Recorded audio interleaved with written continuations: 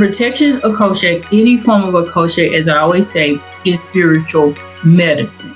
These are the things that we use to help us to get in alignment. Protection akose obviously is going to shield us from harm, danger, spiritual attacks, things like that. It's important to know that protection itself, the notion of protection, but especially protection akose, is at the core of all forms of spiritual medicine. So it's just a regular part of maintaining your energetic balance, because we all, absolutely all, must be protected. We have to do that in order to stay in alignment. As with any other form of akose, you can go ahead and get it without going through a full reading and seeing, like, do I need this or what have you. In many cases, your owl can just do a checking or what have you for you. I do want you guys to understand, when it comes to the notion of protection akose, this is not about fear. This is not about being paranoid. Oh, somebody's watching me, somebody's trying to do something to me, etc., etc. But it is about recognizing that adverse spiritual forces are always at play. So we always have to guard ourselves against them. For some people, it is definitely more prevalent or prominent than for other individuals, but everybody, every single one of us deals with adverse, negative, evil forces, however you want to say it. Every one of us. Is no limit on there. All right. The purpose of protection work as a whole, which would be inclusive of the akose, but also other things like the abo, like the ambulance and things like that. Every form of those are designed to reduce harm, to redirect danger out of your path. But it also does not remove your life challenges. It's not like you just take akose, you put on some ambulance, you do abo, and you have no more problems at all. That's not how it works. And it definitely doesn't override your destined path. So you still got to live in the earth and deal with all of the things that all of us have to deal with on a day-to-day basis. Now we're going to transition into some common signs of spiritual attack. These are just common signs. They can show up in so many different ways. Disclaimer though, before I get started, because some signs of spiritual attack do resemble health conditions, right? So some health conditions are from natural causes. Some of them are from spiritual attacks. You don't know until you check. So you want to get a divination, or it's full-on EDAFA, or either spiritual investigation, something like that, to determine which is appropriate, or seek out medical attention to determine the root cause of the issue. So it's not like it's just, I have this problem and it is, a spiritual attack that I need to go and take some akose for. Experiencing sudden illnesses, especially without a root cause, the doctors can't figure out what's going on with you, or something just comes up and it doesn't make sense, right? You're generally overall healthy. You haven't had any major problems. And then all of a sudden you just fall ill. Definitely something to consider. If you're having sleep disturbances, inability to rest, that is a really strong sign that there may be some evil forces, some malevolent energetic forces that are in your path that you definitely want to take care of, because you don't want anything negative staying around you, if at all possible, not being able to penetrate you. I should say it that way, because there's evil around us all the time, but it's about whether that evil can absolutely penetrate you.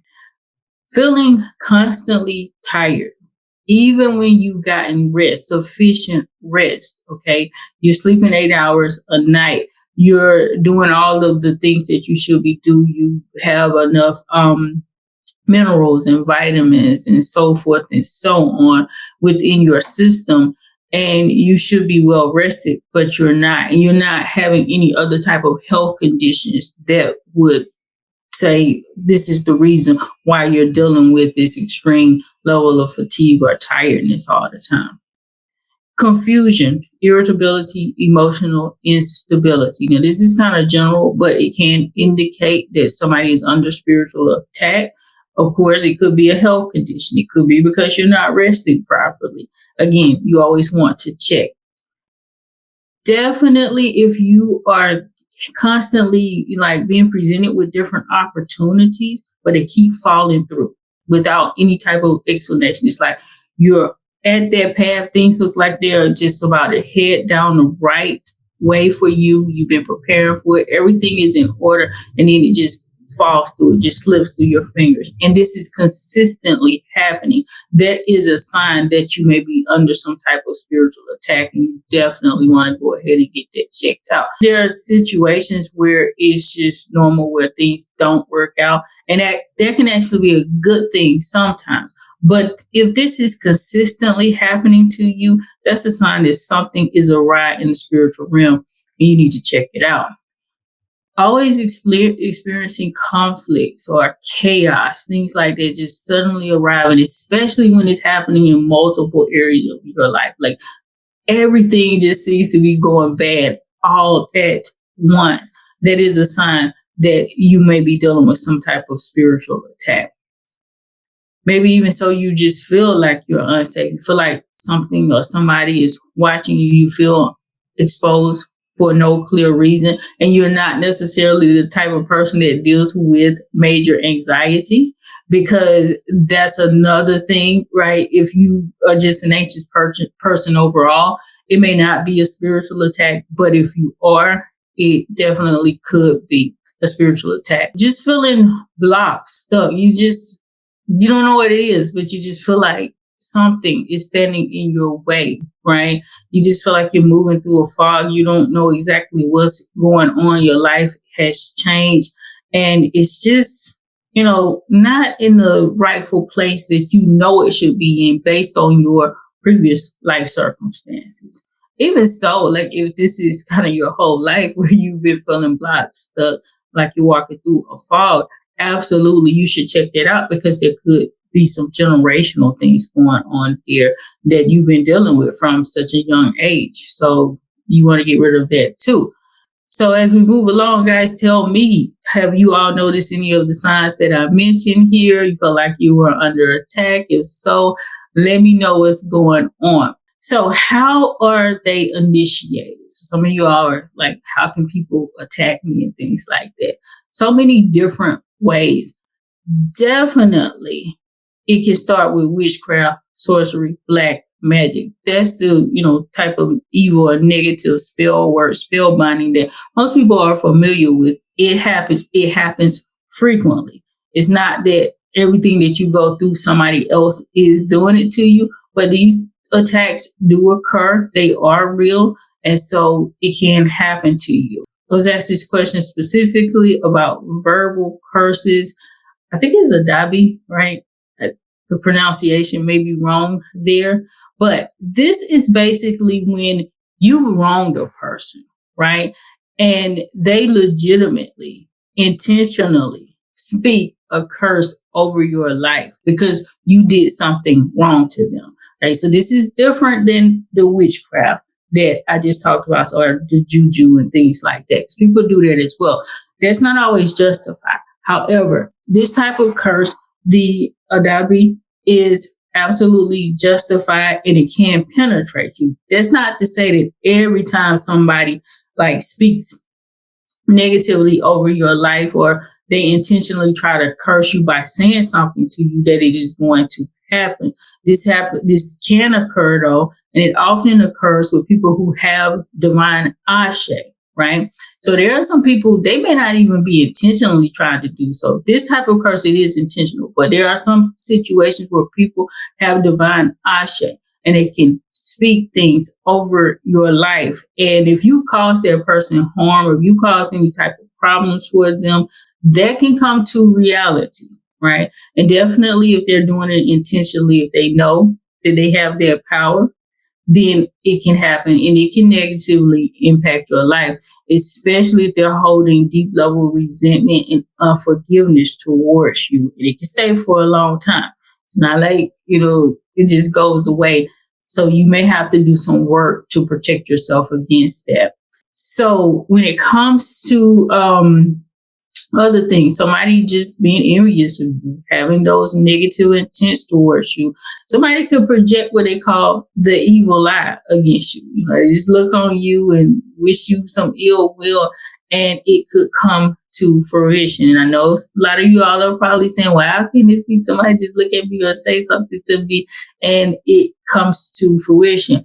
Well, that's also going to depend a lot on you, like your level of protection, what you're doing in your life. If you're open to these types of things, they can penetrate you, and they can penetrate you fairly easily if you are not protecting yourself. Thus the conversation that we're having today about the protection of culture, because these things are absolutely real.